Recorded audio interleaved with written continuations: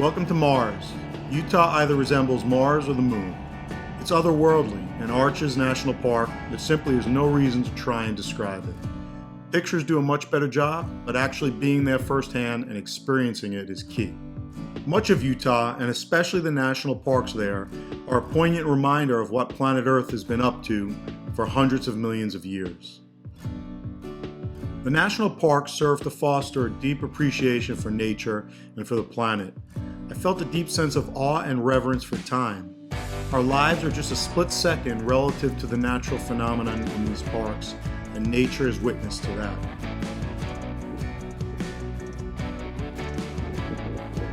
From Arches, I headed to Canyonlands National Park. The expansive views, the formation in the distance, and the surreal quality when gazing at the landscape all humble you. Standing at Island in the Sky in Canyonland National Park, again that feeling surfaced. It is so interesting how nature and the beauty of this planet can remind us that our life is but a blink of an eye in relation to the planet and to the universe. All the more reason to experience the beauty with gratitude and reverence for it all.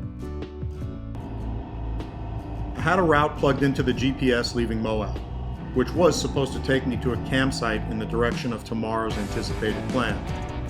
The road quickly turned to gravel with plenty of potholes and washboards with sporadic soft sand, all of which commanded my attention. I was enjoying standing on the pegs, and the route was beautiful along the river. After quite a few miles in, some off-road buggies heading the other way mentioned that the road dead ends within 20 miles, with no outlet for bike or buggy. So much for GPS and blindly following along. I backtracked the route since it was getting late. There were some campgrounds in the area, but I wanted to put some more distance between the crowds of Moab and tomorrow's activities.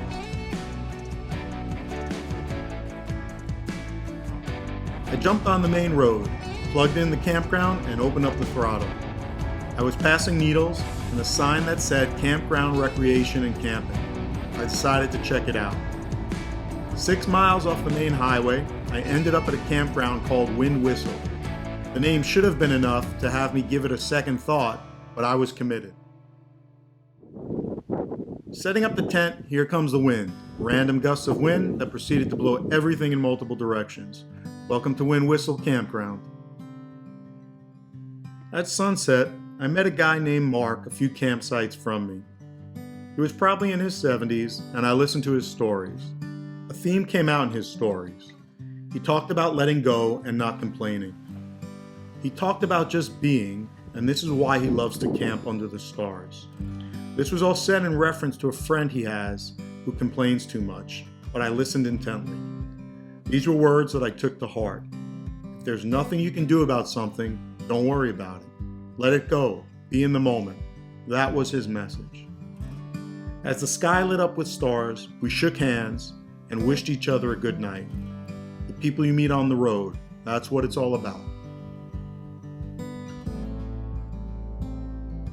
Warm me up, please. Shivering and freezing from a night camping in all too cold weather, I headed back to the main road around 6:45 a.m. I made it 20 miles down the road to Monticello, Utah, where I had the best cafe Americano and breakfast ever. The place had positive vibes, artwork, messages, and affirmations on the walls. Music was playing, and the food and coffee were prepared with good energy. During my breakfast, I had a chance to talk with a couple of guys who were old high school friends and on a road trip together. They gave me loads of encouragement in addition to top travel tips. It was great how interested people were in sharing stories and also in pointing you in the right direction. The Martian landscape continued. Unsure of my route this day, I headed toward National Bridges National Monument. Great roads to add to the Martian landscape, and I was enjoying the sights. I passed through Glen Canyon National Recreation Area. It was outrageous. The views kept coming. This was Mars at its best. As I rode, I was thinking they probably tested the Mars rover here.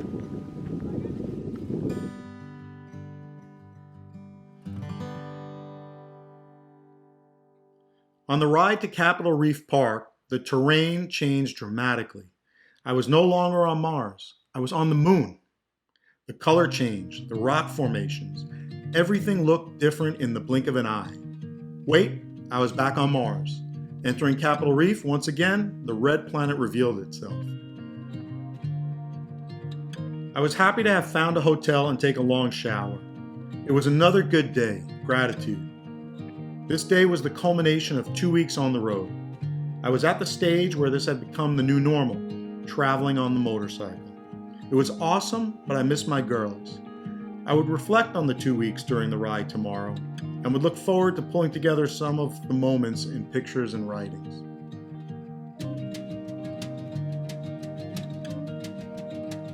I was appreciating the new normal, 2 weeks on the road. It was another standout day of epic riding. Utah is an amazing place to ride, in part because of the otherworldly scenery, but also the terrific roads. Utah is vast, the terrain varied, and the sights unique.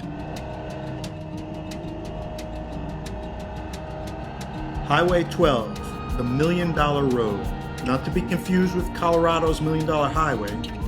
It takes you from Capitol Reef National Park to Bryce Canyon National Park. Some high elevation twisties lead you to Boulder Overlook and then onto the Grand Staircase Escalante National Monument with a fair number of iconic views.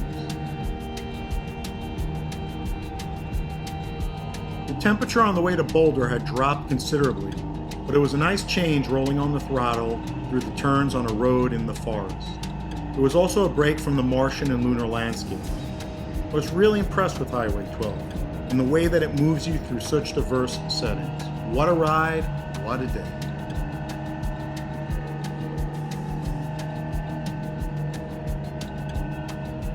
It might sound peculiar, but maybe I was becoming a bit numb to the sheer splendor.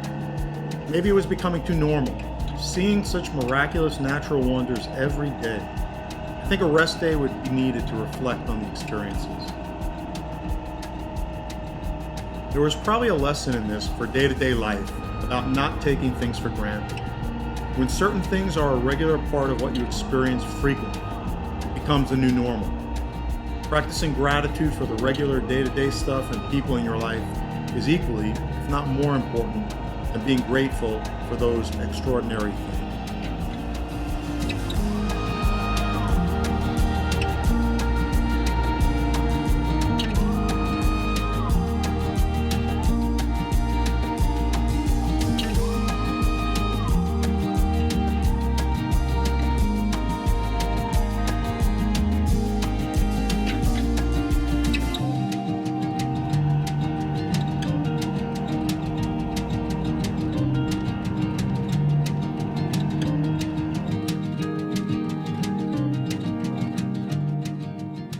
Bryce Canyon National Park was impressive, as were the crowds.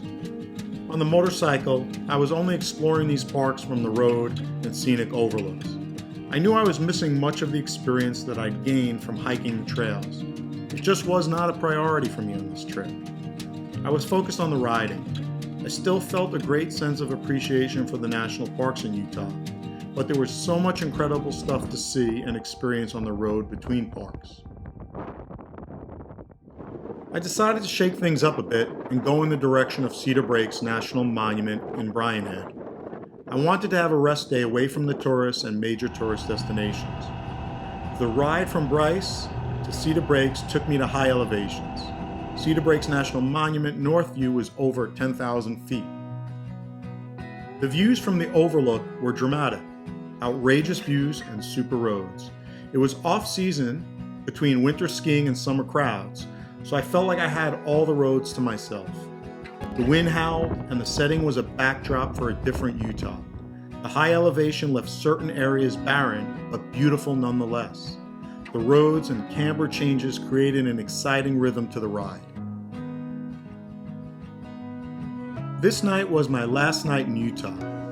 Tomorrow I would ride through Zion National Park on my way to Arizona and the Grand Canyon, with a few stops in between. Utah truly was otherworldly and unique in so many ways. Mars or the moon? Yes, at times the landscape transported me to otherworldly places. The terrain was ever-changing, the national parks dazzling, The scenery's stunning and the motorcycle riding crazy fun. I barely tasted what Utah had to offer, and I knew I'd have to come back one day soon. Hey there, fellow travelers. I hope you enjoyed the video, and thanks for coming along on the journey. I'll be posting new episodes pretty regularly, so if you're interested in following along, then I'd be really grateful if you did that YouTube thing. Subscribe to the channel and hit that notification bell down below, and you'll be informed when new stuff is uploaded. If you really like the video, then give it a big thumbs up and feel free to leave a cool comment as well. Thanks for traveling along. I'll see you on the road and next time soon on the channel.